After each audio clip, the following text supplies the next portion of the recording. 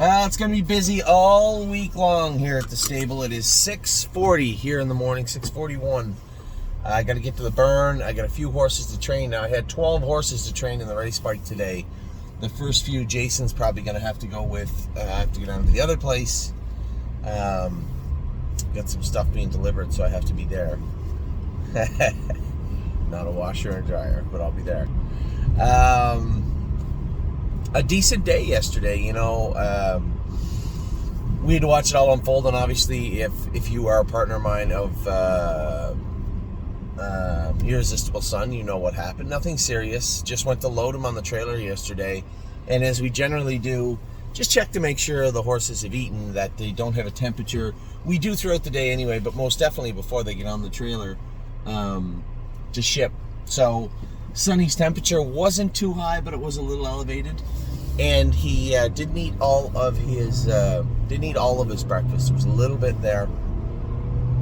So Jason had called me right away. Sonny always eats, so called me right away and just wanted to talk about what he's seeing. He said he looks fine to me, but is there a little mucus there? Yes, tiny bit of temperature. He didn't eat everything. I said, Jason, he's got the 8 hole, and they're going to go in 54, 55. And he's got a long season ahead of him. And you and I both know what happens if we ship this horse to Scioto, race him when he's under the weather. What his next start and the starts following that may very well look like. A little lackluster. We've got him on a roll. He's been racing fantastic. I trained great this week for the race, but do we really want to risk it? So we just ended up scratching him, taking him out, and the way that the race shaped up, I think it was probably the right move anyway. Pretty good fractions, horses making breaks all over the place. When I look at leaving the gate, what was going to happen, they were already 4 wide going into the first turn. Where was Sonny going to sit? He was going to have to drop back in behind somewhere. Not to say the race may have not gone that way, who knows, but the way it did go last night, I certainly don't regret scratching Irresistible Son. So great job by Jason and Lauren to catch that, and Dr. Latessa just to make sure he was okay. Checked in on him a couple of times yesterday, and he was. So he'll be back at it next week, but unfortunately we had to scratch him out of last night's race. So the rest of the crew, I thought Blanton's Blue raced great yesterday, closing on the end of it, and the line is reflective of that. 55-4, I think, last quarter, and 27-4. A good race for Blanton's Blue. And as I said to Mark, once we get him on the smaller tracks, I think he'll be even that much better. So an effective looking colt yesterday. Now the runoff winner, a bigger, stronger colt by the looks of things from my optics. May not get around a half quite as slick as he got around Vernon yesterday. Who knows? But I certainly wasn't disappointed with Blanton's Blue, and really don't care. Same type of thing. He left with her. There was no holes. They were going right along the first little bit. He had to get away last. Ended up 56-2, 28 apiece on the end of it. He said she was good. She just has to get tightened up. She's got a longer, kind of flatter gait than Blanton's Blue has, and Mark thought she was okay. I thought she was decent.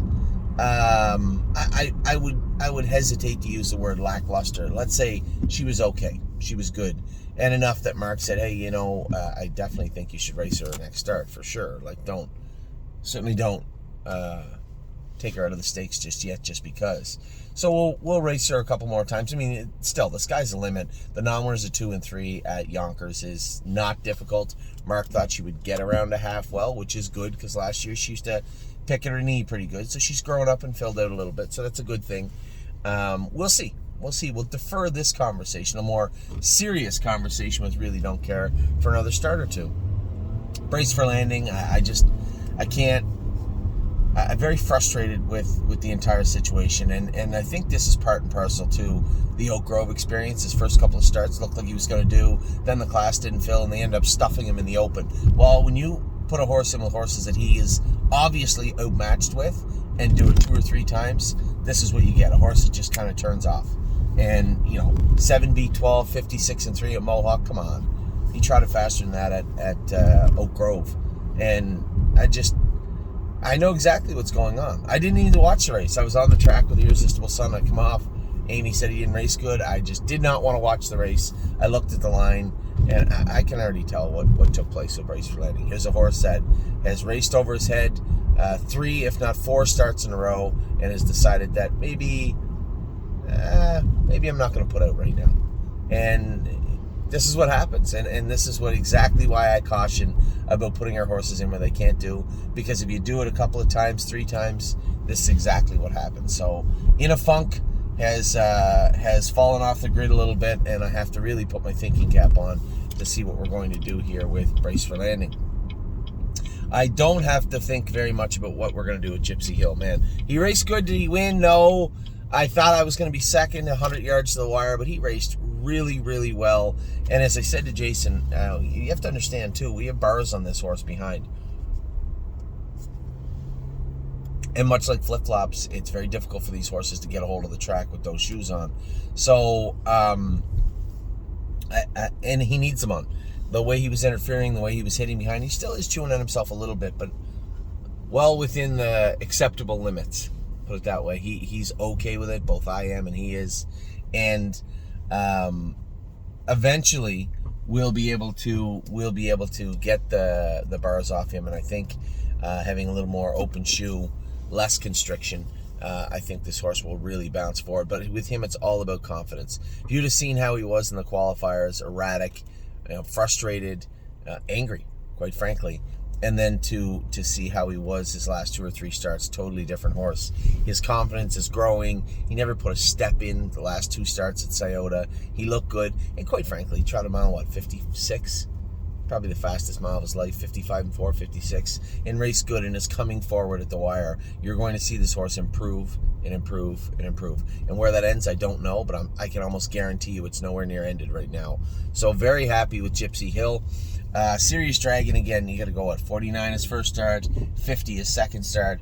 Really a lot to ask for Serious Dragon. And last night, I think what you're looking at is a horse rounding into shape, but isn't quite there. 26, 53, kind of took the wind out of his sails. Looked like he was going to be a decent second. Instead, he was an okay fourth. But I think Serious Dragon, again, much like Gypsy Hill, is coming on. It will just take some time to round him into that racing shape. Mounds for All, man, I was mixed feelings in the race, right? I said, geez, I was glad that Ronnie got him away from the gate, got away 5th. He's going to follow the favorite. Now, he didn't move him, but he's off almost 2.5 weeks, and he knows that. Everybody knows that. It was obviously hard to get him in right away. So he started into the last turn. Now he's getting shuffled and shuffled. I'm like, oh, man. Kind of got out down the lane and then darted down to the inside, and I'm like, should have seen a lot of the track here tonight. But it ended up being a really good move, and the horse slid through and trotting very good at the wire and picked off 2 horses to be 4th. I think you can see now on the bigger track. Last night he trotted 55. I think he trotted 27 and a piece on the end of it. I believe he did. And quite frankly, you can see that there's going to be a nice horse in there, right? I had predicted this, and obviously it hasn't come to fruition yet, but I had told everybody, I think, don't be surprised if you see a 53 mile out of this horse a number of times this summer. I think he has all the makings to be a good horse, and now his attitude has changed. His work ethic has changed. I think you're going to see the horse that we hoped he'd be last year show up this summer. I believe so. And I don't think it's hard to extrapolate that from what we witnessed last night on a horse that was not tight and couldn't have been tight going into last night's race. Now, really, the only letdown of the night was Yo Mister. I thought he was flat,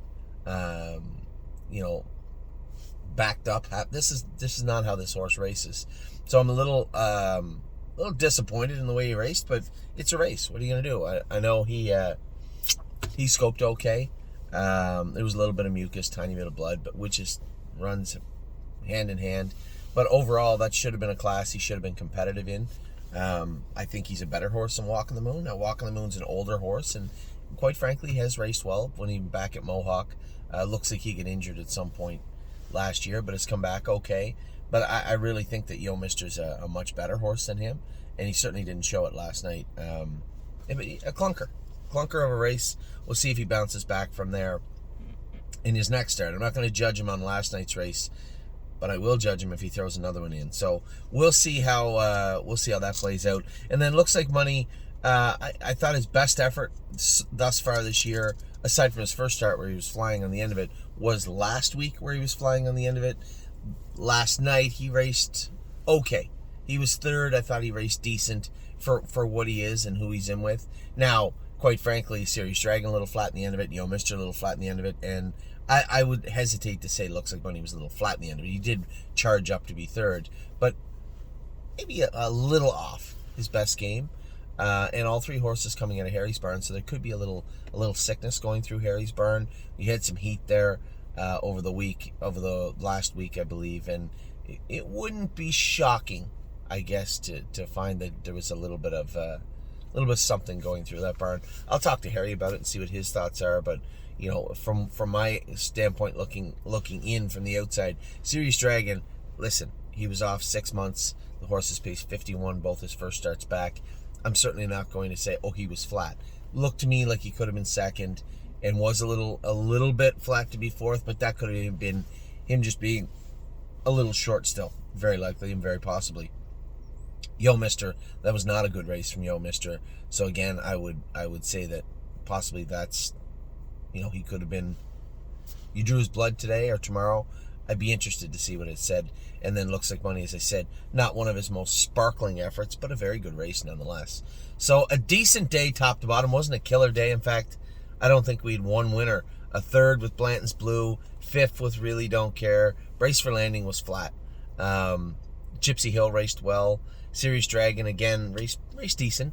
Mounts for All raced great, and Looks Like Money. So never even got a second, but a decent day at the track. Lonely Lakewood is our only racehorse left in Kentucky right now. He is racing today. We'll see how he races. I've moved Militant out. He's back up here in Ohio. We're going to race him. I don't know if we're going to race this week. If we don't, we'll get him schooled this week, and he'll race next week, either at the Meadows or at Northfield Park, one or the other. And Born to Dance races tonight. Very late race, 11 o'clock post, which is a lie. That's closer to 12. It must be a late race. Is it like the 15th? Yeah, the 15th. It'll go very close to midnight. And then again, Wednesday, things are picking up. My girl Lover's playing Ready for Landing. Two horses I love to drive, and they're both in to go at the Meadows. No Free Lunch is back in to go, and Sweeney also is back in to go. No Free Lunch is in the 3-1, which is good. Sweeney is 5-1, so they can do some good. All right, so we're looking at a good week in front of us. Obviously, the culmination of that will be the open house on Sunday. Lots of racing between here and there, and Memory and Imagination stake race on Friday with Victory Blue Chip also. So that should be a lot of fun. So with that, I'm going to let you go. I hope you guys have a wonderful day. It's going to be a busy one for me here in Ohio. Got to go here. Got to run down to the house. Got to run back to the barn and finish off training. Going to be a busy one. I will talk to you all very soon. Have a wonderful Monday or Tuesday.